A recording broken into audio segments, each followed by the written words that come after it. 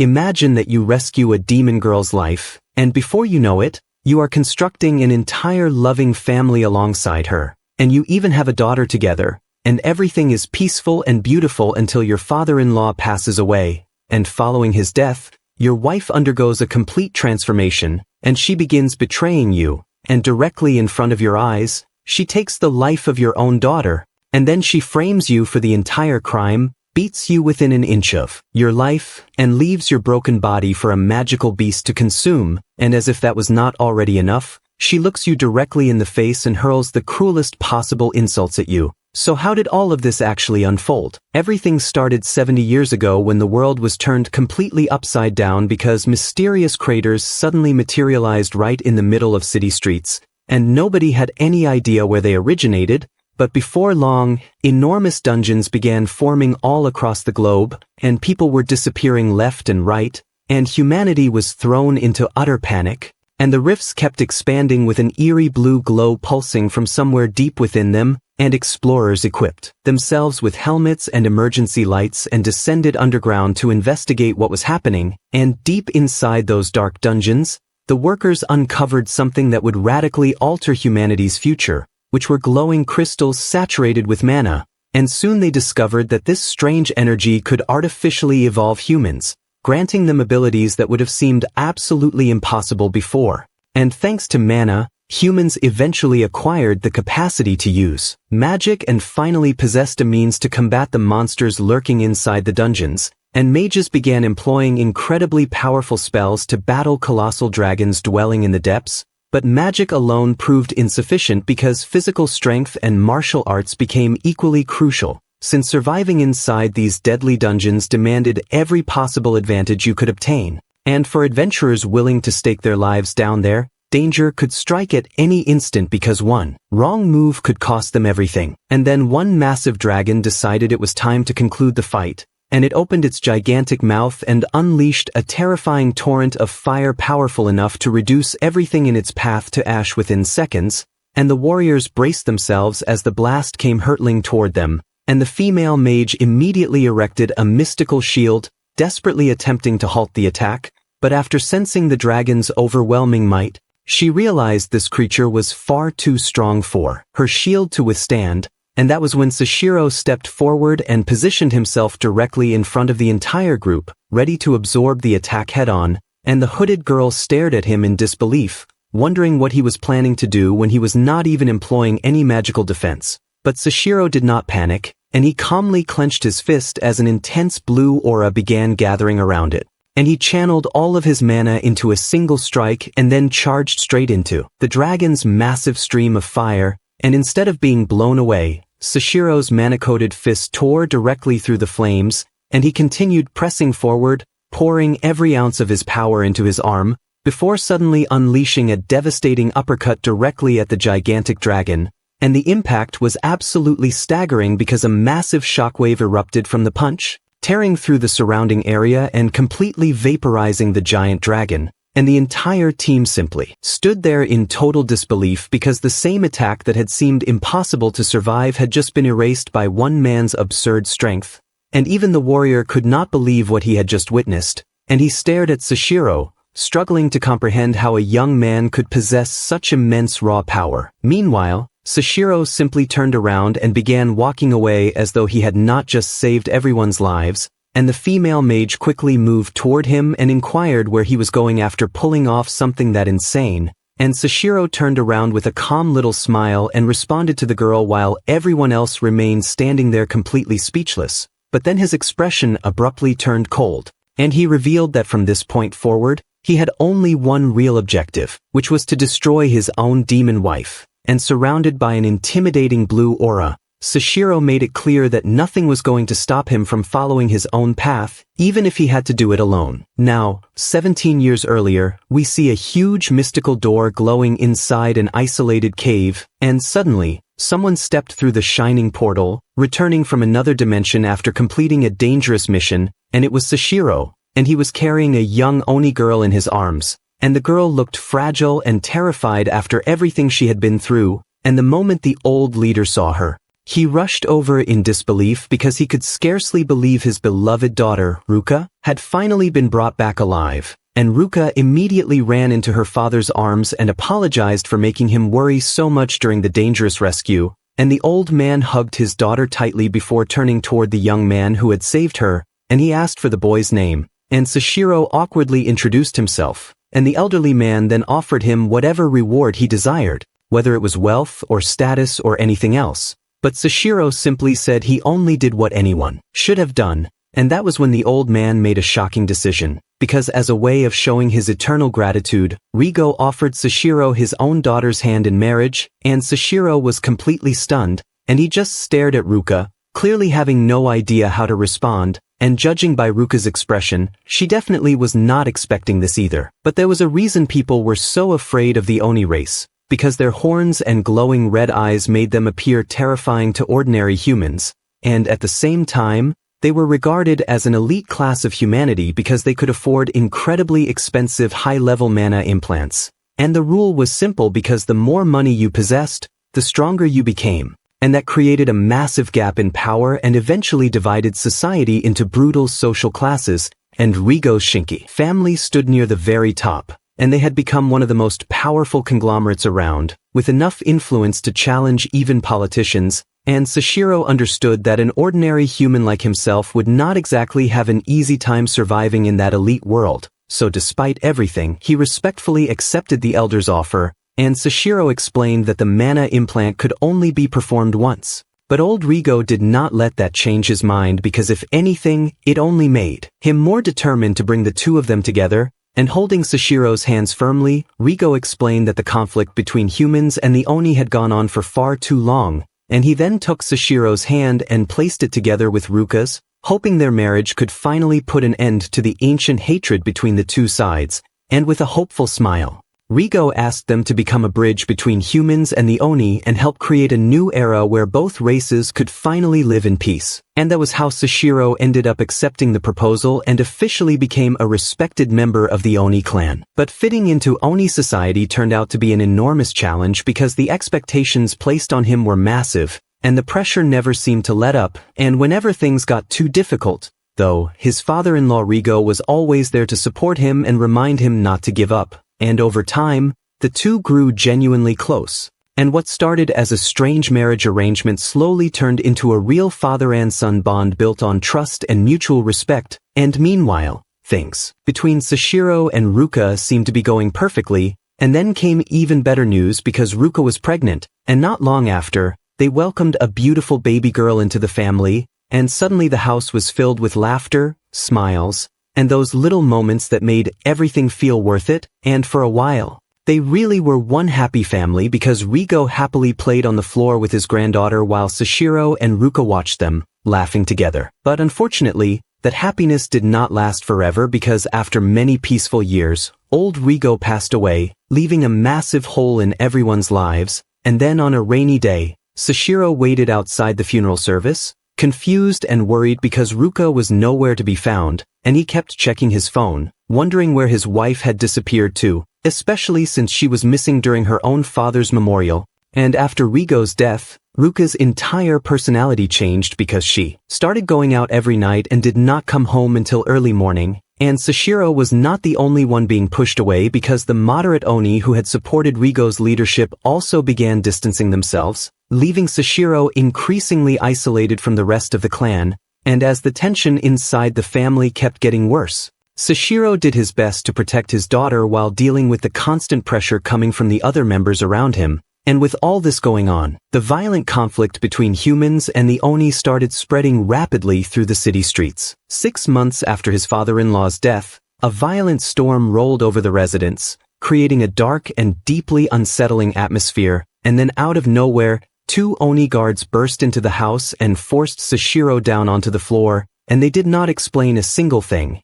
and Seishirou had no idea why he was suddenly being treated like a prisoner inside his own home, and he gritted his teeth, furious and completely confused about what was happening. And then Ruka walked through the doorway, and she slowly approached with a cold, vicious stare that instantly made the entire room feel even more threatening, and a cruel smirk spread across her face as she completely ignored Seishirou's desperate protests, and she stopped in front of him and looked down like he was nothing, and in a calm, mocking voice, Ruka told him that the situation was actually pretty simple. And then she casually leaned against another man's arm and dropped the bomb that she was filing for divorce, and apparently, she had already decided to live happily with her new partner, and Seishirou was crushed because he could only stare at them while the new guy looked down at him with a smug, victorious grin, showing absolutely zero respect, and Seishirou immediately recognized him as Kuki Shishio, a powerful and dangerous heir from a rival Oni family, and Seishirou angrily reminded Ruka that they were supposed to lead the clan together,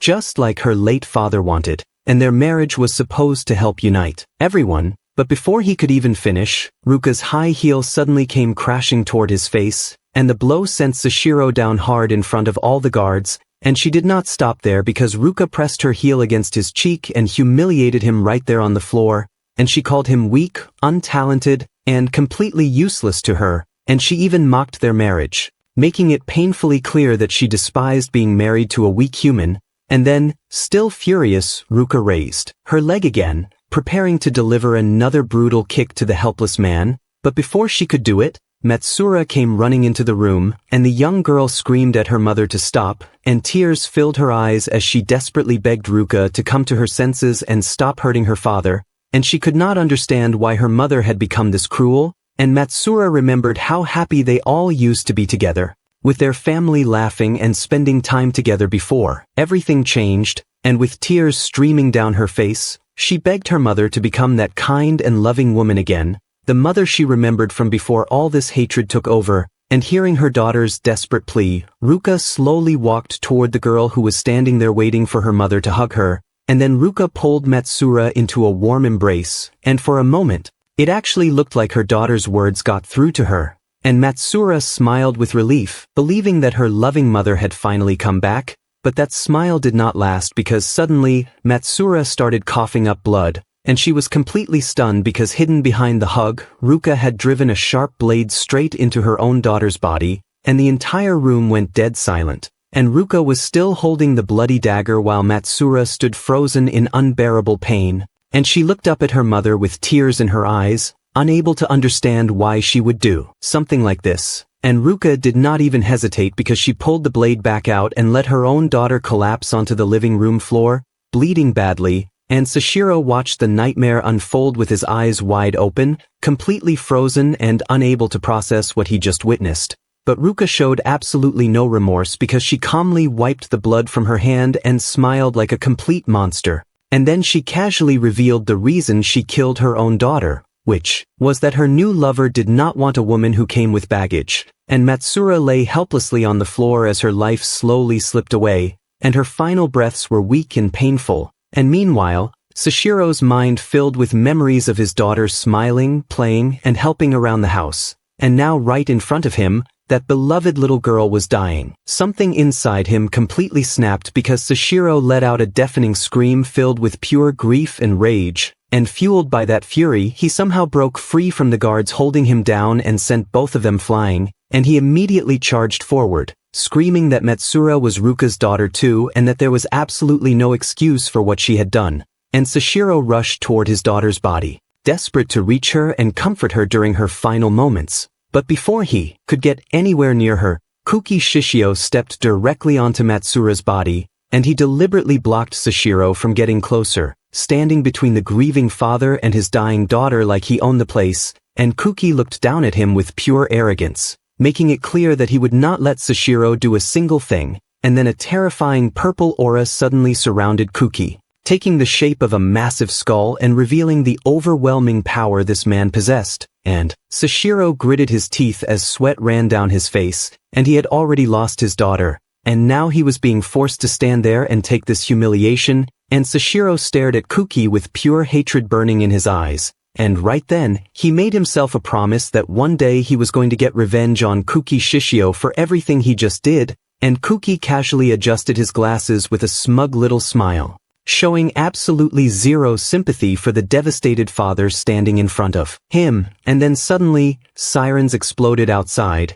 and Seishirou froze completely caught off guard, and red and blue police lights began flashing through the windows, and he could not understand who called the authorities to this house, and desperate, Seishirou turned toward Ruka and begged her to at least surrender and tell the police what she did. But Ruka's face twisted into an evil mocking grin because apparently, the idea of her turning herself in was hilarious to her. And she stepped right over her own daughter's body and pointed the blame straight at Seishirou, claiming that he was the one responsible for what happened to Matsura, and before Seishirou could even react, the police smashed through the door, and 2 officers rushed inside with their weapons drawn, shouting for everyone to put their hands up and stay where they were. But then Seishirou noticed something terrifying because those guns were not pointed at Ruka, but they were aimed directly at him, and Seishirou was completely stunned, and he immediately started shouting that he did not do anything and had nothing to do with his daughter's death. But Ruka calmly walked over and leaned toward him,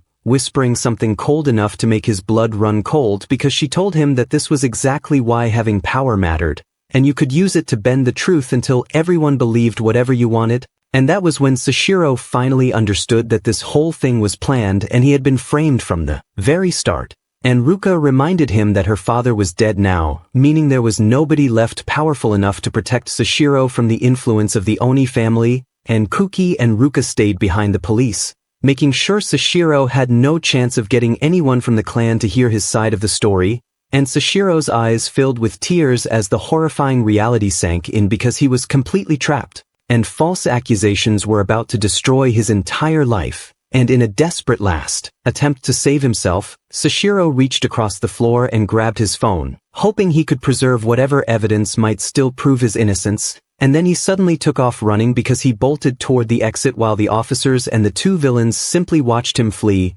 and Ruka casually raised her hand and gave him a mocking goodbye wave, and then the officers opened fire, and gunshots tore through the room one after another, echoing through the house as multiple bullets slammed into Seishirou's back while he was running for his life, and the shots completely wrecked his balance, and he finally collapsed unconscious. The guards looked down and confirmed that somehow he was still breathing despite taking all those bullets, and one officer raised his gun and aimed directly at Seishirou's head, and as Seishirou lay there barely conscious, his mind went back to his daughter, remembering just how fragile she was, and the guard asked if he should finish the job with one final shot, but Ruka immediately stopped him and said wait, and she grabbed Seishirou by the hair and brutally pulled him up, already having a much more twisted idea for how she wanted him to suffer, and barely hanging on to consciousness, Seishirou could only pray that somehow someone would save his beloved daughter. Then through the darkness, he heard a voice calling his name, and Seishirou's eyes suddenly opened. And as his vision slowly returned, he realized the guards were holding him right at the edge of a massive cliff, and when he looked down, he saw an absolutely gigantic crater stretching into darkness, and far below, dangerous creatures roamed through the depths, waiting for anything unfortunate enough to fall down there, and it was basically a death trap. And Ruka looked down at him with a sadistic smile and explained her plan that she was going to throw him into the dungeon and let the monsters finish him off so completely that not even his body would remain. But she was not done humiliating him yet because Ruka told him that society would remember him as a monster, the father who supposedly harmed his own daughter. And she leaned close to his ear and whispered one final cruel insult before deciding it was time to get rid of him for good. And then without the slightest bit of mercy she shoved her own husband over the edge, and Seishirou dropped straight into the endless darkness, and Ruka watched him fall and burst into a satisfied twisted laugh, enjoying every second of what she believed was his certain death.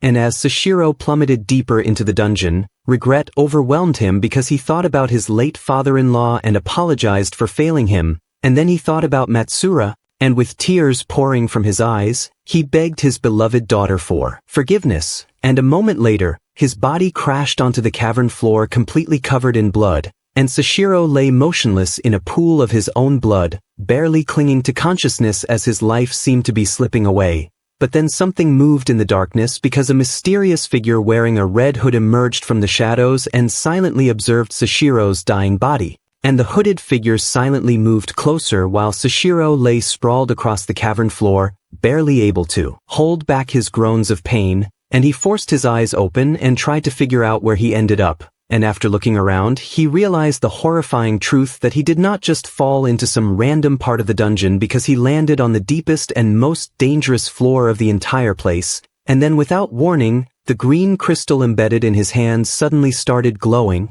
and a bright mystical energy spread through his body as a skill window appeared in front of him, and it revealed that an emergency ability had activated, giving him exactly 1 extra hour before his death. And Seishirou stared at his glowing hand and remembered why his body was in such terrible shape, because it had been 10 years since he retired, and back when he was still active, he had been an A-rank hunter, someone who regularly risked his life inside these dungeons. And he remembered how he first became an adventurer because his mother needed expensive medical treatment. So Seishirou had no choice but to enter the dungeons and make whatever money he could, and he fought magical beasts and gigantic monsters, even venturing into the deepest, most dangerous floors just to earn enough to pay for her treatment. But after 10 years away from that life, his body had become far weaker than it used to be, and suddenly, something slipped from his suit pocket and hit the cavern floor beside him. And Seishirou looked down and realized it was Matsura's broken phone. The same phone that had been left behind during the horrific chaos at their home,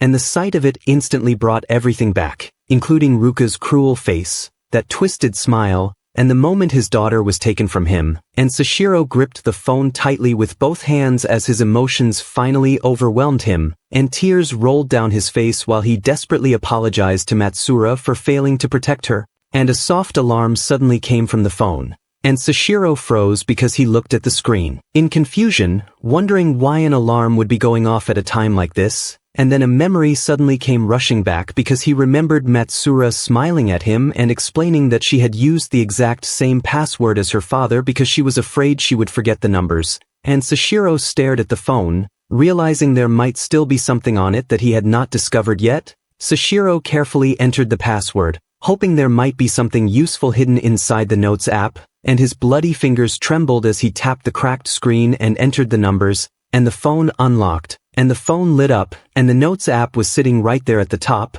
and Seishirou quickly opened it, expecting to find random messages or little diary entries from his daughter. But instead he got hit with a nightmare because the notes revealed that Matsura had been suffering horribly at school, and she had also been mistreated by members of the clan's own guard. And somehow she had kept all of it hidden from her father, and then he discovered something even worse because the notes explained that her own mother had physically abused her after Matsura suffered another terrible incident within the clan, leaving the girl even more broken. And her final entry was basically an apology, revealing just how hopeless and alone she had felt while silently dealing with everything by herself. And Seishirou's eyes filled with tears because he finally understood what his daughter had been going through behind his back, and he never once noticed, and the phone slipped from his trembling hands and hit the ground, and Seishirou dropped to his knees, overwhelmed by guilt, and he slammed his fists against the cavern floor and screamed, asking himself why he never realized his daughter was suffering right in front of him,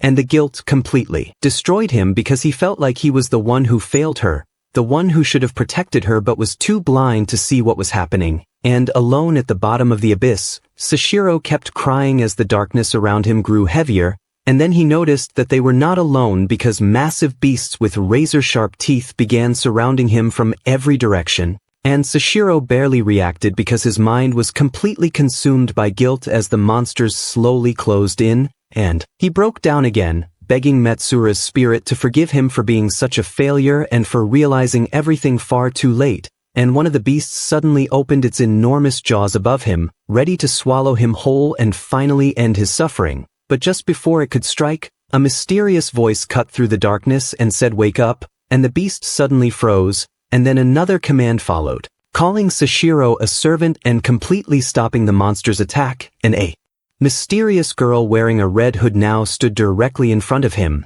and even the gigantic beasts surrounding them were frozen in midair as if time itself had stopped. And the girl calmly looked down at the injured Seishirou while the terrifying atmosphere of the dungeon remained completely still around them, and Seishirou was stunned and barely awake, but he forced himself to speak and asked who she was, and the mysterious girl seemed amused by his question because instead of taking offense, she playfully commented on how rude his first greeting was, and then she let out a soft laugh, and the girl slowly pulled her hood down, revealing a confident smile and a pair of glowing red eyes, and she said her real name was Alana, and she calmly introduced herself as a powerful vampire, and Seishirou just stared at her completely confused because a legendary vampire was standing right in front of him. and he had no idea how this was even possible. And then suddenly, a sharp pain shot through his head, and Seishirou groaned as strange memories began flooding his mind. But these were not his memories because he saw a little white-haired girl unconscious on a beach where a group of local villagers eventually discovered her, and a kind couple took the helpless child in, fed her, and treated her like family, and for a while, the girl lived a peaceful and happy life, and she smiled innocently, even showing her tiny fangs without having the slightest clue about the nightmare waiting for her. And then everything changed because one terrible day, the girl's peaceful new home was attacked, and cruel demons invaded the village and slaughtered the very people who had welcomed her with nothing but kindness. And the little girl desperately tried to fight back, but one of the monsters landed a brutal hit straight into her stomach, and the demons kept attacking her without any mercy, and eventually, they left her beaten, bloody, and barely conscious on the ground, and then they threw her into a massive crater, and the little girl plunged into the darkness below, just like Seishirou did. But instead of giving up, she filled with uncontrollable hatred, and she swore that one day she would destroy every demon responsible for ruining her life. And the vision suddenly ended, and Seishirou snapped back to reality completely shaken by everything he just saw. And Ilana casually wiped the blood from her finger and explained what happened because Seishirou was able to see her memories since he had consumed some of her blood while being brought back from the brink of death. And the vampire looked upward and explained that she knew exactly what it felt like to be betrayed and thrown into an abyss by demons because she went through the same pain a long time ago. And Ilana then sat down casually in front of Seishirou, and an unexpected connection began forming between these two people who had both been consumed by revenge. And she held up his daughter's broken phone and told him she understood his pain, and she knew exactly how much hatred he felt toward his ex-wife after everything she took from him. And then Ilana gave him a suspicious, almost playful smile because she clearly had something else in mind, and Seishirou stared back at her with pure rage in his eyes, remembering his daughter, his family, and everything that was ripped away from him. And Ilana finally reached out her hand and offered him a deal that the two of them could join forces and take revenge on everyone who destroyed their lives. And Seishirou looked away completely defeated and told her it was impossible because the demons were simply too powerful. And Seishirou remembered just how strong Ruka was because even high-ranked hunters would not stand a chance against an influential Oni like her. And then he noticed something because Ilana's hand was badly injured and still bleeding, and after saving his life, the vampire looked down at the wound and casually explained that she got hurt a little while protecting him from the magical beasts, but she also made something clear that despite being a vampire, her current strength was severely limited, and if they stayed here much longer, the monsters in this cave were going to tear both of them apart. And that was when Ilana offered him a dangerous deal because she could create a mystical pact that would give Seishirou enough power to crush his ex-wife, but there was a brutal price because he would only have 1 year to live. And Ilana warned him that every time he pushed the pack's power during battle, he would burn through that remaining lifespan even faster, and she extended her blood-covered hand toward him, and then she gave him a choice because he could die here like a helpless nobody, or he could face his fate head-on, and Ilana challenged him to accept the pact and be reborn as something closer to a true demon, completely focused on getting his revenge. And Seishirou's expression changed because there was something almost unhinged in his eyes now, and he accepted. And without even hesitating, Seishirou grabbed Ilana's hand and sealed the pact, fully aware that he could be sacrificing his own life for revenge, and he even accepted the blood ritual willingly, putting his very soul on the line if that was what it took to avenge his daughter. Suddenly, a violent burst of blue energy erupted through his body, and his entire existence began changing in seconds. And Seishirou screamed as an overwhelming force wrapped around him, restoring his damaged body and bringing his strength back to life. And Ilana watched the transformation and warned him that being reborn through the pact came with unimaginable brutal pain. But Seishirou refused to care because he gritted his teeth and insisted that it did not hurt. And tears of pure despair ran down his face as he said that whatever pain his body felt was nothing compared to what his daughter suffered. And then Ilana suddenly sensed something approaching because the magical beasts had found them, and a whole pack was closing in, and Seishirou immediately stepped in front of Ilana, his hand already crackling with blue energy, and he told her to stay back. And then he started walking toward the monsters completely unbothered by the army of beasts waiting for him because falling into the depths did not scare him anymore, and Seishirou slowly clenched his fist as blue electrical energy exploded around it, and he had one thing left to accomplish, and he refused to fall before he got it done, and with pure blind rage driving him forward, Seishirou charged straight at the colossal monsters, and Seishirou swore he was going to drag every single member of that race straight into the abyss, and then he threw his punch. And the impact was absolutely devastating because a massive shockwave exploded through the dungeon, wiping out every monster caught in its path, and in an instant, the entire pack was annihilated, and Alana just stood there completely speechless because she could not even process the ridiculous amount of power Seishirou suddenly possessed,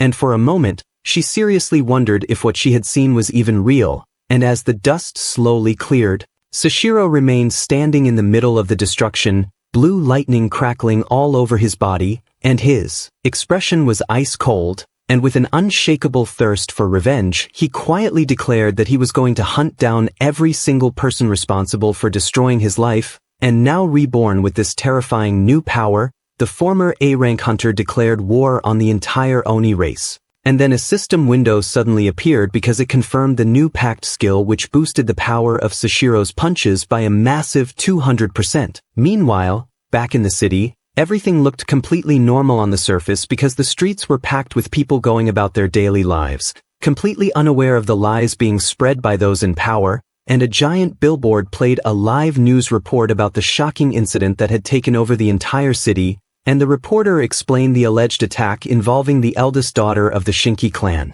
And right there on the screen was Seishirou's face because he was being portrayed as the villain, and according to the report, the girl's father was suspected of committing the horrific crime and was currently on the run, making him one of the most wanted men in the city, and then Ruka appeared on camera, and she put on the perfect performance of a devastated mother, crying fake tears and pretending to be completely heartbroken over her daughter's death, and the public ate it right up. And the report also revealed that the Shinki clan controlled a fortune worth billions, raising questions about whether some kind of internal power struggle might be behind the incident. But behind closed doors, the truth was much darker because in a hidden location, the female reporter from the broadcast was seen beaten and kneeling on the floor barely able to move, and Ruka calmly walked toward her while holding a whip because she was furious since the reporter dared to mention the Shinki family's enormous fortune during the broadcast, and the injured journalist begged Ruka for mercy, but Ruka made one thing clear, that nothing was allowed to ruin her carefully crafted image of a grieving mother, and she ignored the woman's pleas and attacked her, taking out all her anger on the helpless reporter. And afterward, Ruka looked disgusted by the mess, and she ordered her henchmen to clean everything up before heading off to wash herself, complaining about the smell, and then Kuki Shishio appeared, casually leaning against the doorway with that same smug attitude, and looking at his partner, he told her to calm down and reminded her that they needed to keep their heads straight given the current situation, and as the journalist's body was dragged away, Kuki casually dismissed the whole incident, calling the press nothing but useless trash. And Ruka walked over with a cold smile and agreed that there was no reason to waste their energy stressing over people beneath them. And the two embraced in the luxurious room, celebrating their plan working perfectly, while showing absolutely no remorse for what they had done. High above the city inside their massive luxury tower, Ruka reflected on the life she had always had because she had never known what real hardship felt like, and from the moment she was born, she had everything, including money, power, servants, expensive clothes, and every luxury imaginable, and her entire life had basically been one long vacation where someone else handled every problem for her. And whenever Ruka wanted something, servants were ready to make it happen without daring to question her orders, and now she had an equally powerful partner beside her, someone who shared the same ruthless ambitions and twisted goals. But even with all that, Ruka still felt like something was missing because she did not just want wealth, but she wanted absolute power, and Ruka wanted to control everything around her without anyone having the courage to stand against her. And now that her father was dead and her troublesome husband was finally out of the way, she believed every obstacle standing between her and that goal had been eliminated. But there was one more little secret because even Kuki was not safe, and Ruka was already planning to throw him away once she no longer needed him, and with a twisted smile, she thought to herself that the world did not need two rulers sitting on top because there could only be one, and suddenly, Kuki's phone started vibrating in his pocket, interrupting their private moment, and he checked the call and told Ruka that he needed to step away for a while because his family had summoned him urgently, and Kuki headed toward the elevator and gave Ruka a casual wave before disappearing, and meanwhile, Ruka's trusted bodyguard remained inside the room because the man stood perfectly still, waiting for her next command, but secretly he was completely captivated by her because he spent more than 18 years serving and protecting Ruka, and his admiration for her had only grown stronger over time, and to him, she still looked absolutely perfect, and the bodyguard even wiped away tears of emotion, overwhelmed by the fact that he had been allowed to remain at his beloved Ruka's side for all these years. And then Ruka called his name, and he immediately snapped back to attention and stepped forward, ready to obey whatever order she gave. And Ruka did not waste a second because she ordered him to accompany her to the grand hall where the main event was about to begin, and the bodyguard immediately straightened up, his expression turning completely serious because protecting Ruka was not just another job to him, but it was basically his entire purpose, and he bowed with one hand pressed against his chest and promised that he would carry out her order with absolute loyalty and respect. And deep down, he made himself another promise that if protecting Ruka meant risking his own life, then so be it. And soon they arrived at the entrance of the grand hall, and a sign outside revealed exactly what the event was for, which was an official memorial ceremony honoring the young girl who died, and inside, the massive hall was packed with members of the Oni clan, all gathered for the ceremony taking place on the main stage, and Ruka stepped up to the microphone, and behind her was a large picture of Matsura, and she began talking about her late father, claiming that he always believed humans and Oni should live together in peace and harmony. And then she delivered the biggest lie of the night because Ruka told everyone that her daughter was tragically killed by a cruel human, and she lowered her head and put on the perfect grieving mother act, pretending she was barely holding herself together, and the audience immediately fell for it because people looked devastated, believing every fake tear and every word coming out of her mouth, but hidden behind her hair, Ruka quietly let out a sinister little laugh because she was enjoying every second of this performance. And then her voice suddenly became louder because Ruka declared that the dream of peace was over, and she celebrated the deaths of her father and her so-called troublesome husband, acting like both of them were nothing more than obstacles standing in her way, and her eyes burned with ambition as she turned toward the Oni gathered in the hall, and then she made her declaration that a new era was beginning, one where the Oni race would stand above everyone else and hold absolute power, and the crowd erupted because they started cheering wildly and chanting Ruka's name throughout the entire hall, and Ruka's smile grew wider because this was exactly what she had always wanted, which was power, attention, and the fanatical worship of an entire crowd,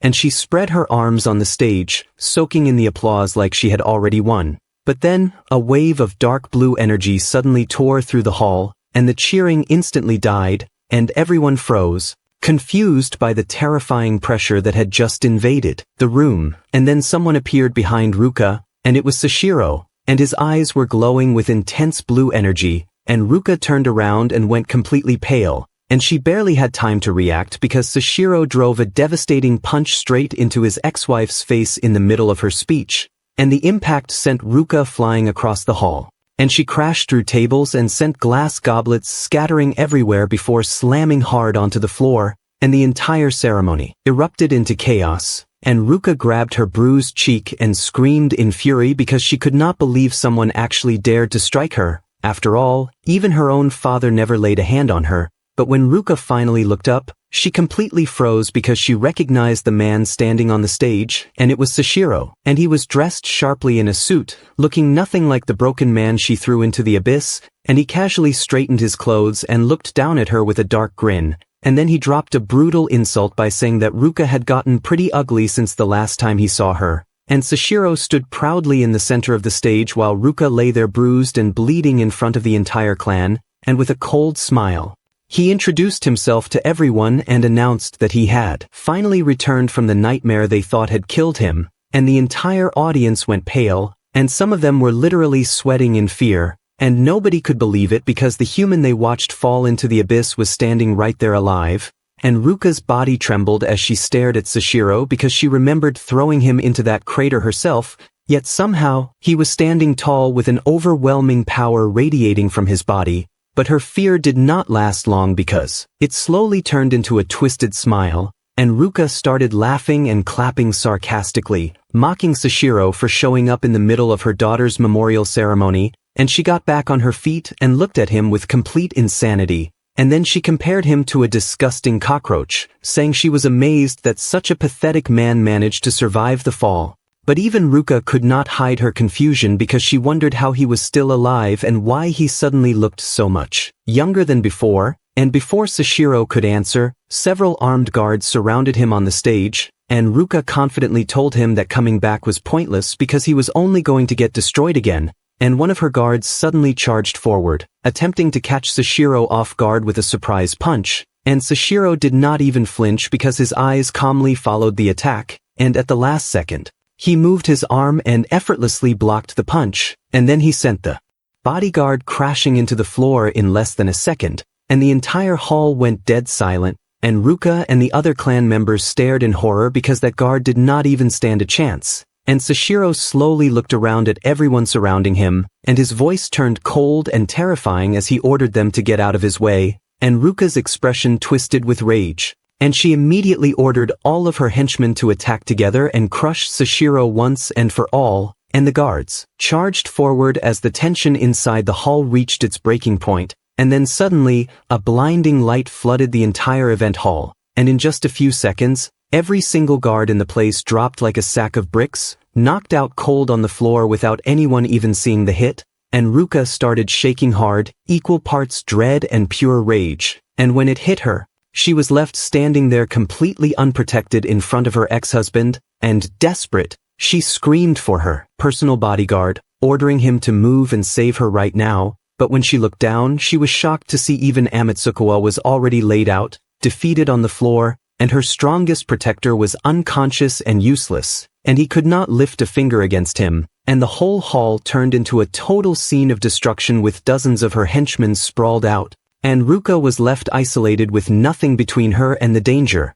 and she trembled harder, wondering if her ex had turned into some kind of immortal invincible monster after all this time, and Seishirou brought up an ancient legend, pointing out that not even the most powerful demons could dodge their own fate, and Ruka stumbled backward terrified, thinking she had been poisoned, while he explained he did not use any poison on her, and the young man grabbed her bruised face with ice-cold hands and made it clear he wanted to put her through something far worse than that, and he glanced at all the fallen demons around them and promised every last one of that race was going to pay for what they had done, and with a dark sinister look, he told his ex-wife that from this second on, she was going to live through a real living nightmare on Earth, and he pinned her hard to the floor right under Matsura's portrait, forcing her to stare up at the image of the girl she destroyed, and overcome with pure hatred, Ruka screamed and powered up her hand, trying to launch one last desperate strike, and she drove her claw straight into the young man's chest with everything she had, and Ruka cracked a nasty victorious smile,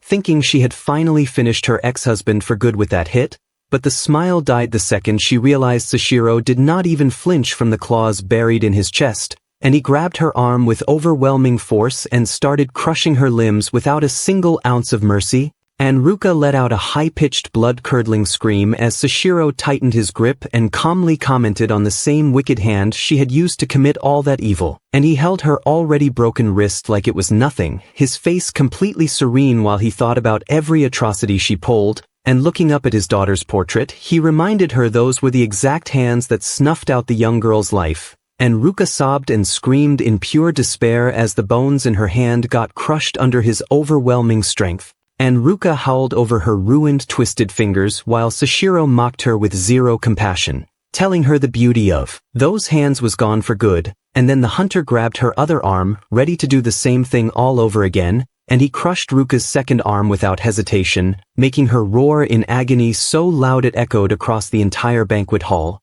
and completely broken and on her knees, Ruka cried out her ex-husband's name through tears, shaking with fear, and humiliated beyond words. She gritted her teeth and begged him to stop the torture right now, and Seishirou stayed dead silent, just listening to her wails and desperate pleas on the floor, and he stared down at her with those terrifying red eyes and asked what she thought she was saying, and Ruka lost her breath, her eyes going wide as she felt the suffocating murderous aura pouring off him, and she trembled with dread, recognizing that face belonged to the same man she had once humiliated and betrayed, and she remembered when he used to be a naive, gentle kid. But that sweet version of him was dead and gone forever, and in pure shock, she realized the man in front of her had turned into a true demon incarnate, driven by nothing but pure vengeance, and cold sweat broke out all over her as the dread of death crept closer, and she knew she was about to pay for every crime, and she bit her lips hard and frantically searched for any way out of his overwhelming fury, and Ruka pressed her head against the floor, begging for forgiveness and swearing she could not die in this place no matter what, and she cried and started blaming everyone else, promising she would do anything if he just spared her miserable life, and desperate, she lied through her teeth, claiming the Kuki clan forced her into those crimes and she had no choice but to obey, and Seishirou answered by brutally kicking his ex-wife square in the face with the sole of his shoe, shutting down every one of her lies. And the overwhelming kick launched her straight into the wall hard enough to make the whole hall shake from the impact. And bleeding against the wall, Ruka begged for mercy again, reminding him she had already apologized for what she did in the past. And Seishirou yanked a fistful of her hair hard and demanded to know why she murdered her own daughter if she was going to beg for forgiveness this cowardly now, and dark as the abyss. He told her he changed his mind because he was going to make her suffer every single second until she finally paid for everything,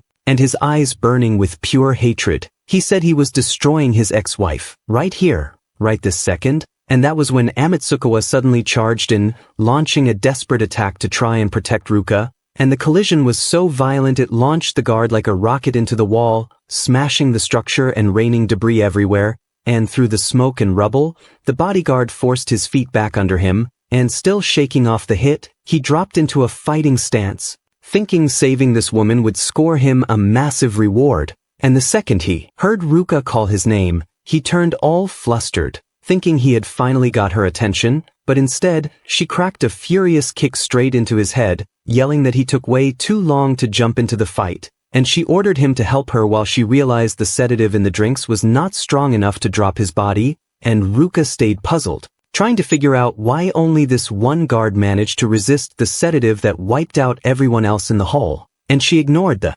detail and ordered the henchman to follow her to another room, while Seishirou just stood there, and Ruka walked right up to the young man leaning against the broken wall and mocked him for even daring to face her, and furious at her ex-husband's silence, she drove a vicious kick into his chest and hurled insults at him, and Ruka broke into a twisted smile, thinking the whole situation had just flipped completely in her favor, and right then, she told Amatsukawa to drag him out of there, revealing she had some truly cruel plans ready for her ex, and she guaranteed she was going to make the young man live through a real living nightmare. And while Seishirou got ready to speak, the hunter locked eyes with her and asked one more time what the real reason was for taking their daughter's life. And Ruka answered with a mocking tone, reminding him she had already said straight up she did not want to carry any baggage from the past. And Seishirou lowered his head and stated firmly that was not the only reason for the crime, and he revealed the girl's death was a straight demand from the Kuki clan so the marriage to Leon could even happen,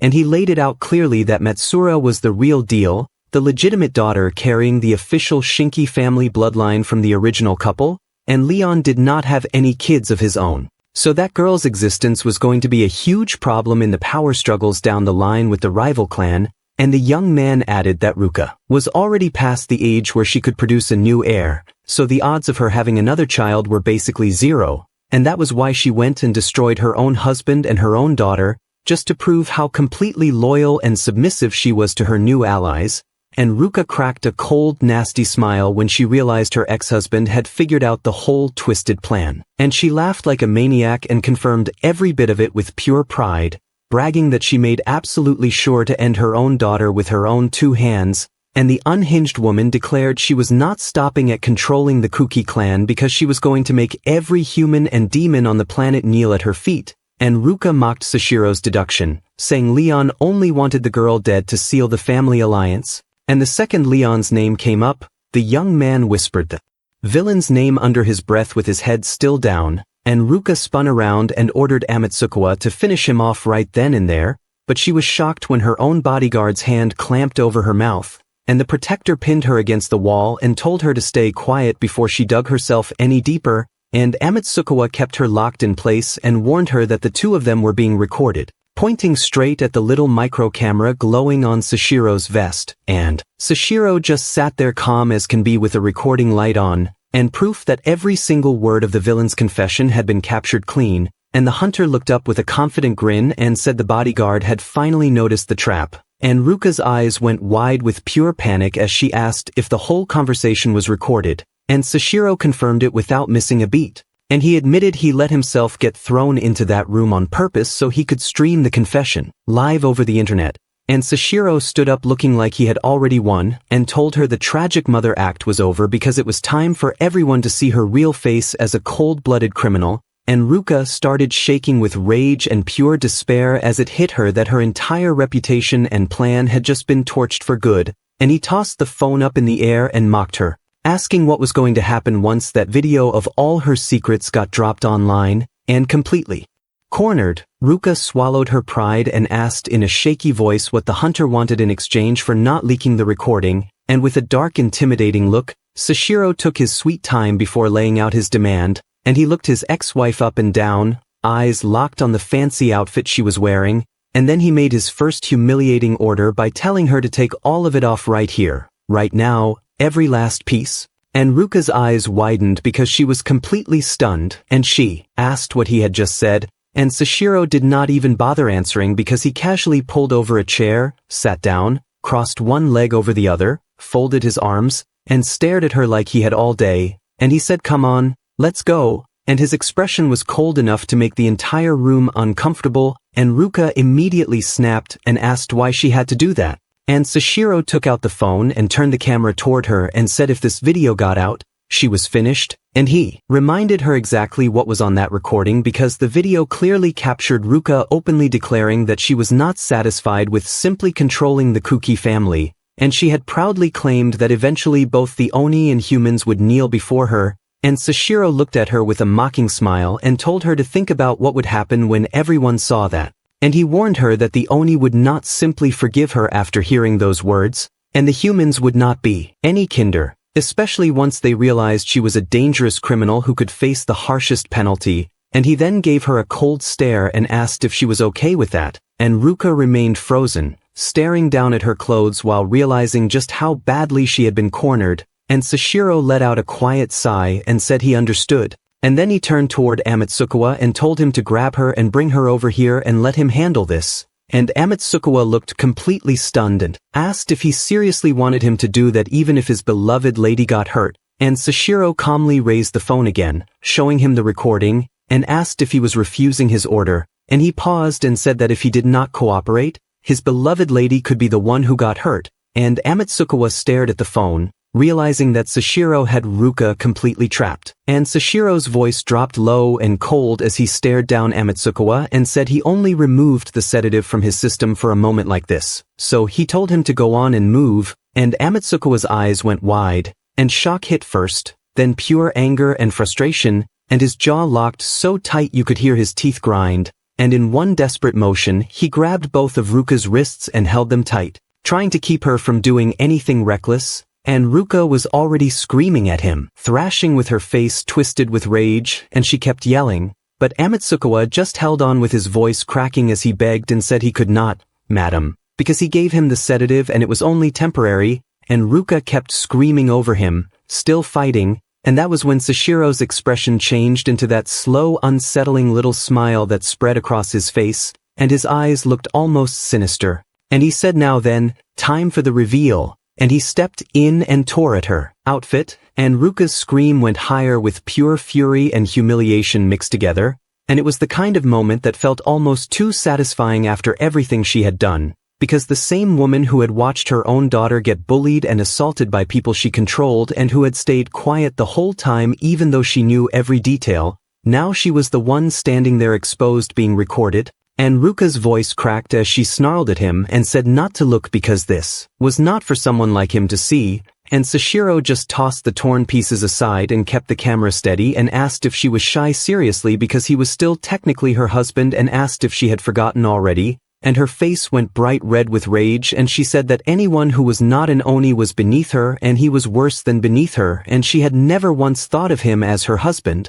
And Seishirou's smile did not move because he said, oh, so she married the guy who was worse than beneath her and told her not to get so mad she would ruin that pretty face. And he kept the camera rolling, making sure every torn edge was captured. And Ruka hissed under her breath that he did not need to film this. And then Amatsukawa's voice cut in, low and stunned, as he stared at her and said he had never seen her like this before and she was more striking than he thought and that scent was strong. And he could see it hitting him hard because his breathing got heavier and his whole body tensed up, and Ruka's eyes went huge and she spun on him, screaming pure venom and calling him a filthy traitor and telling him to get away from her, and Amatsukawa's face flushed with sweat starting to show and he stammered and said, Madam, please forgive him because he could not help it, and Seishirou watched the whole thing with open amusement, camera still rolling. And he glanced over at Amatsukawa with his voice almost casual and asked if he wanted her and said he bet he would enjoy it, and Amatsukawa's head snapped up and he asked what he had just said, and Seishirou's whole presence changed because a freezing heavy aura rolled off him as pure anger settled into his voice, and he repeated himself slow and cold and asked if he did not want to be with her because that was what he was asking him. And Ruka screamed at him with her face twisted and told him not to mess with her like he would actually do it because he was a low-level nobody, and Seishirou's unsettling smile did not fade because he said actually he made him do it and her bodyguard drank the wrong formula so now he was definitely going to lose control, and he held up a small vial with blue energy flickering from his hand around it and said it was a special compound and he had already consumed it so now he was definitely going to act on it. And Ruka's voice cracked higher and she said there was no way something like that existed, and Seishirou shrugged still calm and said they existed in legend and ones with those kinds of effects and she would not know since she was not an adventurer, and she said he was lying and that something like that, but she never finished because Amatsukawa suddenly lost control and grabbed her and slammed her down onto the floor and pinned both her wrists with one hand, and the position was extremely awkward, and anyone watching could understand exactly what was about to happen. And Ruka screamed at him and asked what he was doing, and Amatsukawa's voice came out strained, almost broken as he begged for forgiveness and said he could not control himself and it was the formula's effect, and pure fear and shock flooded Ruka's face as the situation spiraled completely out of her control, and she screamed again loud, and then something shifted on her face because the fear was still there but mixed with something else, and her expressions gave it away, and Seishirou never stopped recording, his phone steady the whole time. And when it finally ended, that same unsettling smile stretched wider, and he said caught on camera and he had captured all of this, and a little while later, the two of them were screaming at him still messed up from what just happened, and Seishirou turned to Amatsukawa and dark blue energy exploded from his body, and the pressure was suffocating, and Amatsukawa's face went pale with sweat pouring down as he scrambled backward and asked what he was planning to do. And Seishirou lifted his foot, and Amatsukawa begged instantly and told him to stop and leave him alone, and Seishirou placed his foot right in the mess Amatsukawa had made earlier because the guy had been so scared he had completely lost control of himself right there, and Seishirou's shoe rested just a little away from the most vulnerable spot, and any closer and you could imagine the poor bodyguard would never become a father in his life, and he was absolutely terrified because he had already made a complete mess of himself. And Seishirou casually tossed the empty vial aside, and said there was no such formula and he was lying because if something like that actually existed in the legends, even you guys would have heard of it. And Ruka's voice exploded raw and furious and she said he had been messing with her for so long, and Seishirou did not even let her finish because he stepped in and drove a heavy punch straight into her face, and the impact turned her already bruised features into something unrecognizable, and she flew backward and slammed hard onto the floor. And his voice came out low in pure anger and he said he could do whatever he wanted, and he glared down at her with eyes burning and said she used her own daughter for her own selfish desires, so was not she the one who had been messing around, and he looked ready to go again, and Ruka just glared back from the floor still in her torn clothes breathing hard, and then Seishirou's phone gave a small buzz, and he checked it, his expression shifting, and he said time limit is over, and he looked straight at her and said now he was going to have them do exactly as he said. And she said like she would ever listen to someone like him, and he said if she was okay with the video and photos getting leaked and if people saw that disgraceful behavior, the Kuki family would not let her live either, and Ruka finally snapped and asked what he actually wanted from her, and Seishirou looked at her calmly and said 3 things, and actually 3 promises, And first, she did not harm anyone and no hurting each other because they stayed out of each other's way and got along. And his expression turned serious, and he said the moment he found out she was involved in something she was not supposed to be, she was done. And Seishirou then turned his attention away from his demon wife. And Ruka suddenly interrupted him and said wait and asked what the third promise was. And she looked past him and froze because the unconscious guards were starting to wake up, and one of them slowly lifted his head completely confused and asked what was going on here. And another female guard nearby also started coming around looking just as confused, and Amatsukawa stared at them in disbelief and said wait, were not these people supposed to be out cold? And that was when Seishirou finally revealed his third promise because he turned around with a cool confident look and said third, let him escape.